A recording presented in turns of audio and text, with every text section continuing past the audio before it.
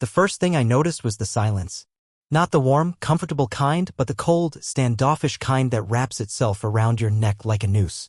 I dropped my suitcase by the front door and stepped into the hallway, the smell of lavender air freshener hitting me before I even saw anyone. I just finished a 4-day international rotation, 16 hours in the air, plus layovers and delays, and all I wanted was to be home. Home. Whatever that meant these days. My name is Richard. I'm 48 years old. I've been a commercial pilot for 26 years, flying long-haul routes out of Dallas-Fort Worth. I used to love this job. Used to love coming home even more. Not lately, though. Hey, I called out, walking into the kitchen. Naomi was at the Marble Island, glass of wine in hand, scrolling on her phone like I hadn't just walked in after being gone nearly a week. She glanced up for half a second. Finally. You're late. I blinked. There was a storm over Reykjavik. Had to reroute through Toronto. She barely nodded and went back to her screen. The twins were at the dining table, both glued to their laptops. Ivy had her earbuds in. Calla was taking selfies with her untouched salad. No, welcome home, Dad? No hug? I tried to keep my tone light. Calla rolled her eyes. You say the same thing every time. We're not 8 anymore. Ivy didn't even look up. Congrats on not crashing, I guess. That one stung. I dropped into the chair at the head of the table. I thought maybe we could all have dinner tonight. You know, together. Naomi actually laughed. Not the kind that means something's funny. The kind that means something's pathetic. I didn't cook. Why would I cook? You're the one obsessed with dinner schedules and family time. You're lucky the girls even looked up from their laptops. I looked around the room. The walls were lined with framed photographs from Aspen, Tulum, Santorini. Our fridge had more bottle service receipts than actual groceries. The dishwasher was half open, full of clean china nobody bothered to put away. Did you guys order out? I asked. Yeah, Calla said. We got ramen. You want some soggy noodles? There might be a little left in the bag. I took a breath. You know, I just flew 3 red eyes back-to-back. Didn't even sleep last night. I figured I'd come home and get something warm to eat with my family. Ivy finally looked up, her expression flat. Then maybe you should stop taking routes that keep you away all the time. Sounds like a you problem. Naomi crossed her arms. Don't guilt-trip them. You chose this life. You chose to be gone more than you're here. No, I chose to pay for this house. And your BMW. And your boutique remodels and Calla's little Paris internship that lasted 6 days before she got bored. That earned me a chorus of eye rolls. Ivy muttered, "Here we go again," under her breath. I stood up, the chair scraping loudly against the tile. Forget it. I'll eat at the airport next time. Naomi raised her glass. Suit yourself. Just remember, we're not the ones who abandoned anything. As I walked out of the kitchen, I realized something. I used to love landing. Used to get a rush touching down on solid ground. Now, the hardest part of my job wasn't flying, it was walking through my own front door. The smell hit me before the door even closed behind me. Pizza boxes on the coffee table. Half-empty boba cups sweating on the hardwood floor. A pile of shopping bags, Gucci, Sephora, and some boutique I'd never heard of cluttered the entryway. It looked like a sorority had crashed here for spring break and forgotten to leave. I dropped my flight bag against the wall and stood there for a moment, just trying to collect myself. 14 hours in the sky. Dubai to DFW. No breaks, one screaming toddler in 36A, and a mechanical issue that delayed us an hour on the tarmac. I was running on coffee and muscle memory. Hello? I called out. No answer. I walked into the living room. Ivy was stretched across the couch, earbuds in, scrolling on her phone like she was conducting international business. Calla sat on the armrest beside her, eating out of a salad container with the elegance of a raccoon. Naomi wasn't in sight. Hey, I said again, louder this time. Calla looked up, blinked, and went back to her food. Ivy didn't react at all. I glanced at the shopping bags and then at them. Did you go out today? Calla shrugged. Yeah. We hit the mall. I looked down at one of the receipts poking out of a bag. One item, silk wrap dress, $740. Did anyone think to make dinner? Or order something in? Ivy popped an earbud out. You're the one who travels so much. Thought you'd bring something. That made me laugh. Not the funny kind. The exhausted, bitter kind that tastes like bile. I just flew 14 hours. You think I land the plane and then hit up the Cheesecake Factory on the way home? Naomi appeared at the top of the stairs, robe on, wine glass in hand. You don't have to be dramatic. We figured you'd already eaten with your little crew. My crew. You know what I mean. You're always more comfortable in the air than here anyway. I rubbed my face, trying to process what I was hearing. You could have texted, I said. Let me know if I needed to bring something. Or even just ask how the flight was. Naomi sipped her wine and shrugged. We're not your passengers, Richard. We don't have to applaud every landing. I stared at her. Then at the girls. Ivy had slipped her earbuds back in.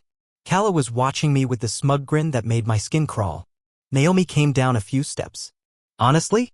You're like a debit card with legs. The only time we hear from you is when you're reminding us to stay under budget. Ivy muttered, not even looking up, you earn miles, not respect. Calla burst out laughing. Okay, that was actually funny. That was it. I didn't speak. Didn't shout. I just turned around, walked back to the entryway, picked up my bag. Where are you going? Naomi called from the stairs, her voice still casual, like this was just another squabble. I didn't answer. I grabbed the fireproof folder from the hall closet, the one with our insurance policies, property deeds, and backup passports. I took my laptop from the side table and shoved it in my bag. 2 pairs of jeans, 3 shirts, and a charger from the laundry room. All done in under 3 minutes. Are you serious? Naomi asked, finally starting to sound unsure. I zipped the bag shut, slung it over my shoulder, and walked out the door. No shouting. No final speech. Just silence. Because what do you say when you realize the people you love don't see you as a person anymore? Only as a function. A walking wallet. A butler with a pilot's license. I didn't know exactly where I was going. But for the first time in years, I knew exactly where I didn't want to be. The room smelled like industrial-grade lemon cleaner and old coffee, but it was quiet. Peaceful. I stood in the middle of the small corporate suite, just off the freeway near the airport, and let the silence settle into my bones. It wasn't much, just a firm bed, a particle board desk, and a humming mini-fridge stocked with bottled water. But it was mine. And nobody here rolled their eyes when I walked in. I pulled out my laptop, set it on the desk, and logged into my bank account. First, I transferred just enough money into our joint checking to cover 2 months of mortgage, electric, and internet. No more. No credit for shopping sprees or bottomless brunches.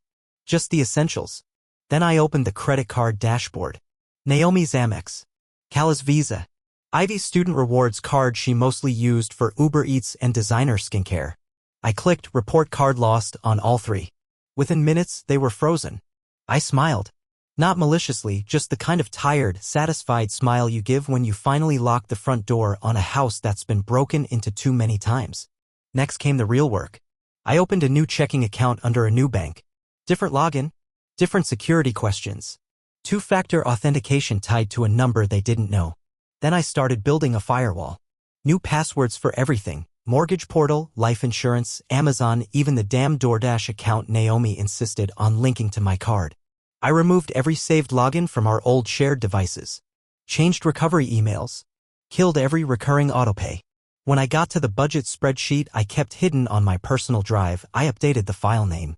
Old, Family Finances 2023. New, Operation Wake Up Call. I stared at it for a moment before I closed the laptop. Then I took out my phone. Blocked Naomi. Blocked Ivy. Blocked Calla. Not out of spite. Just necessity. I wasn't going to argue. I wasn't going to explain. I had already wasted too many years trying to be understood by people who saw me as an ATM with a pilot uniform. I walked to the vending machine down the hall, bought a Diet Coke, and sat on the bed. It was the first time I'd sat down in weeks without someone asking me to move. The first time I could hear myself think without judgment bouncing off the walls. I didn't know what the next day would bring. But I knew one thing for sure, starting now, my money and my peace would both be mine again. It didn't take long for the panic to start. By the time I finished my second night at the corporate suite, the texts were pouring in. My phone buzzed nonstop like it was trying to have a heart attack. I didn't open them at first. I let them pile up. Naomi's came in waves. Naomi, did you cancel the cards? Naomi, the mortgage account is short. Naomi, Richard, what the hell is going on? Naomi, call me. Now. Then came the voicemails, her voice switching back and forth between anger and sweetness like she couldn't decide which would work faster. You're being irrational, she said in one. This isn't how families solve things. Are you unwell? She asked in another, trying on concern like a new perfume. This isn't like you. Ivy's tone was less subtle. Ivy, my card declined at the salon. What did you do? Ivy, I have a non-refundable deposit at the music camp in Vermont. Ivy, you seriously left us high and dry? Are you kidding? Calla was even worse. Calla, thanks for ruining my yacht party plans, Dad. Calla, what am I supposed to wear now? That old Reformation dress? Calla, is this because we didn't eat your stupid dinner? That one made me pause. Not out of hurt, but out of sheer disbelief. That was the line in the sand for her. I didn't make dinner. And now the gravy train had derailed. I finally opened one voicemail from Naomi. Her voice was low and syrupy, like she was trying to sound nurturing. I know things have been tense, Richard, but let's just talk. You're clearly overwhelmed. Maybe you need some rest, some space. Just come home. Let's reset. She always was good at pretending to care when her comfort was on the line. I deleted it. Instead of replying, I opened my notes app and began writing down the times, dates, and tone of every message. A digital log. I had no idea if I'd ever need it, but after years of being gaslit with, "That's not what I meant," and "You're remembering it wrong," I wasn't taking chances. That night, I slept better than I had in years. No passive-aggressive huffing next to me. No slam of a bathroom door. No late-night makeup deliveries banging against the front porch. Just the soft hum of the AC unit and the occasional buzz of a phone I no longer felt responsible for answering. When I woke up, I brewed the complimentary coffee from the front desk and sat by the window. Sunlight crept in slowly, touching the edges of the desk, the bed, the little suitcase that now held my life. They were panicking. Spinning. And for once, I wasn't. I wasn't the villain. I wasn't the victim. I was the man who'd finally closed the vault and walked away. By day 4, things got weird. Naomi's manipulations shifted into full-blown schemes. She must have realized the sweet voice wasn't working because suddenly she was playing lawyer, accountant, and victim all in one. It started with an alert from the bank. Someone had tried to open a new line of credit using our joint address and her maiden name. It got flagged instantly. The fraud team called me before the system even finished processing the request. "Mr. Hadley," the woman on the line said, "we just wanted to confirm this was you." "It's not," I said without hesitation. "Cancel it. Flag the account. She doesn't have access anymore." I could practically hear the sigh on the other end. "We'll take care of it." 1 hour later, I got an email from HR at my airline. Apparently, Ivy had shown up at the front desk, crying. Told security she was my daughter and needed to speak to me urgently. She claimed I'd disappeared, that she was scared for my safety. That I was mentally unstable and had possibly abandoned the family. The receptionist emailed me a photo from the lobby camera. Ivy in heels and oversized sunglasses, dabbing at her eyes with a tissue like she was auditioning for a soap opera. Security had kindly asked her to leave. I didn't respond to HR. I didn't have to. They already knew the deal. These things get around in the pilot network. Divorce drama. Family mess. They'd seen it all. That night, I got an email from Kala. A formal one. Subject line, reimbursement request. Attached was a PDF. Fake as a $3 bill. Expenses incurred during the last 3 months related to educational and lifestyle needs, it read. Items included.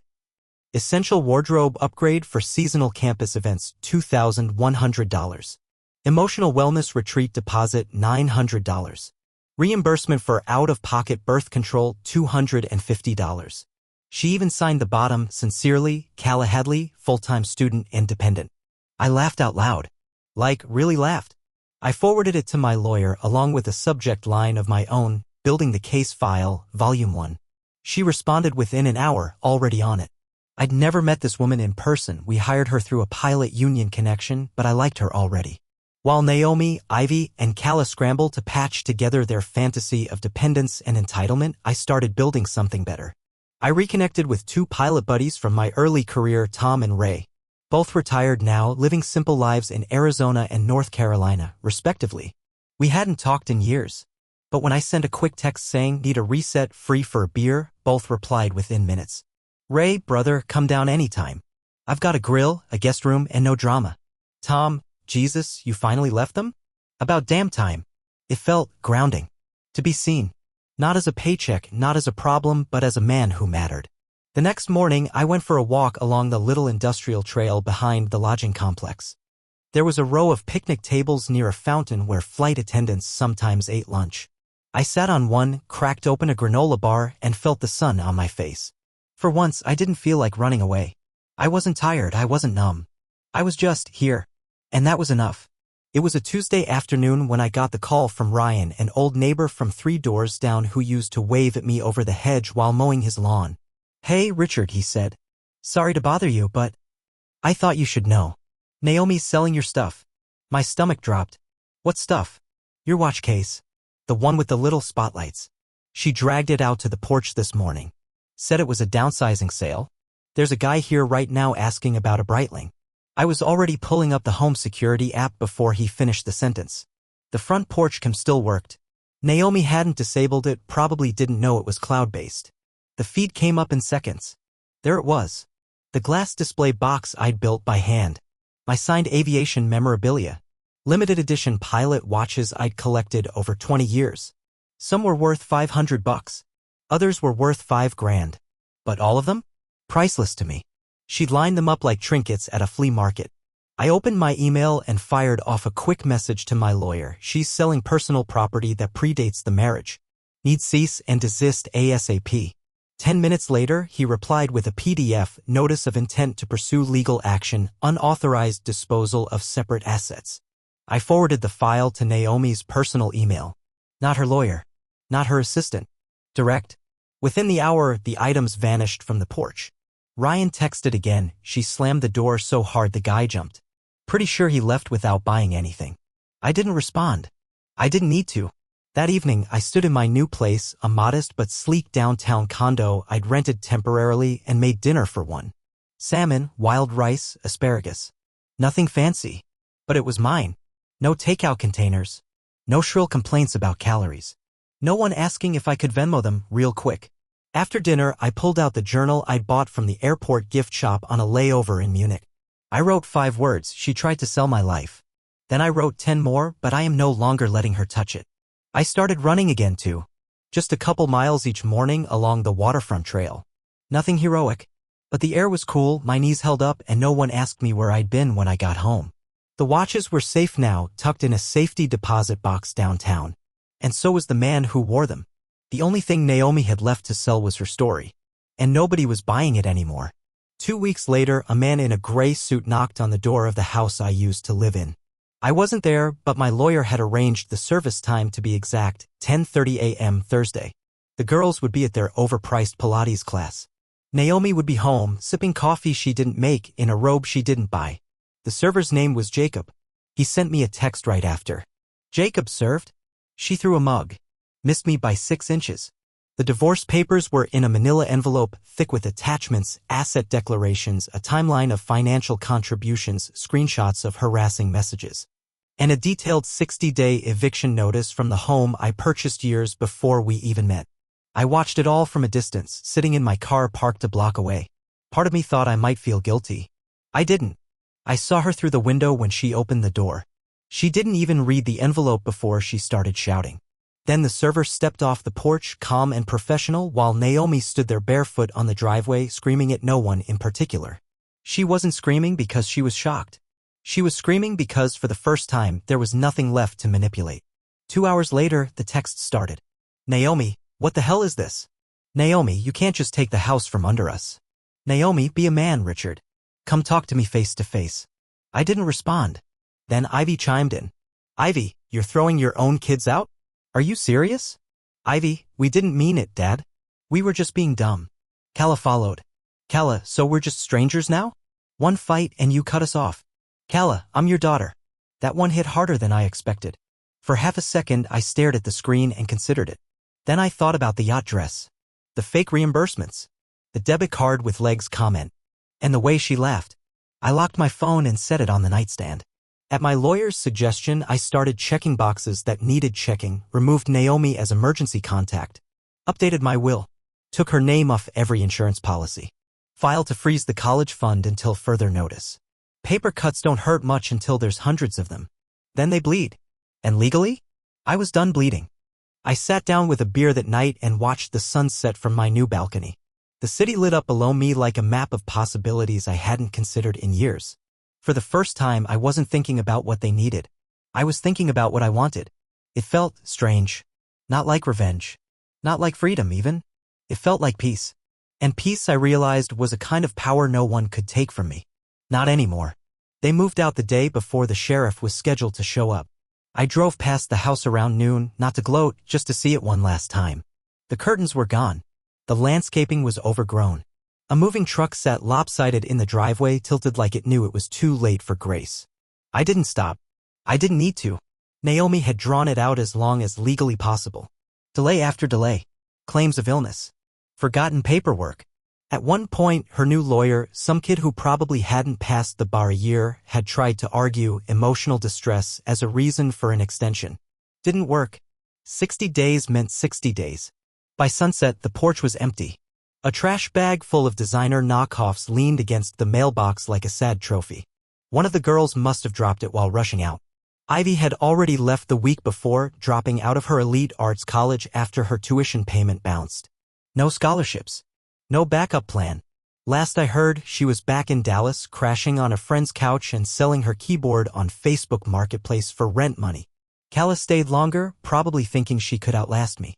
But when the utilities shut off, even she had to admit it was over.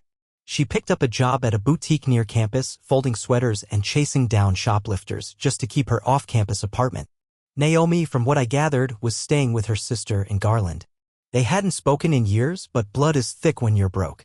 Rumor had it she was trying to sell a barely used espresso machine on Craigslist. Listed at $1,500. I had bought it. I went back to the house one last time the next morning just to walk through. My real estate agent had asked if I wanted to see it before it was listed. I said yes. I don't know why. Closure, maybe? The place was trashed. Not vandalized, just abandoned. Trash bags half full. Drawers left open. Stains on the carpet I didn't want to identify. My old office still had the printer I told them to toss 2 years ago. In the kitchen, one of the cabinet doors was hanging off its hinge. The worst part was Ivy's old room. The walls were covered in photos. Taped up with scotch and curling at the corners. Trips, concerts, birthday dinners. All of them had my face cropped out or scribbled over with pen. There was one of us in Paris. I remembered that day I had just flown in from Munich and surprised them with a long weekend. I stared at the photo for a long moment, then peeled it off the wall and put it in my pocket. Not to keep. Just to hold for a second. Then I dropped it in the kitchen trash. The agent asked if I wanted to make any repairs before listing. I shook my head. No, I said. Sell it as is. She looked surprised. Even the carpets? I smiled. Especially the carpets. I walked out without looking back. The house wasn't home anymore. It was just a shell they hollowed out and left behind. And finally, it wasn't my problem. The condo was quiet except for the soft strum of my guitar. I wasn't good, not yet anyway. But I was getting there. Chords were finally starting to sound like music instead of frustration. I sat on the edge of my new couch, bare feet on the hardwood floor, and picked out the first few lines of a song I couldn't name but liked anyway. The walls around me were still mostly bare, but a few framed photos had made it up. Not a family. Of places. Me standing on the edge of a glacier in Iceland. A snap from a foggy morning in Patagonia taken by a fellow pilot I'd lost touch with. A grainy photo of me and a mule in Peru. The kind of adventures I'd once treated like escapism. Now they felt like purpose. The legal stuff was still dragging out. Naomi contested the settlement, tried to argue she deserved half of everything, even things I'd bought before we met. My lawyer wasn't worried. She can contest all she wants, she said during our last call. But facts don't care about handbags. I liked her.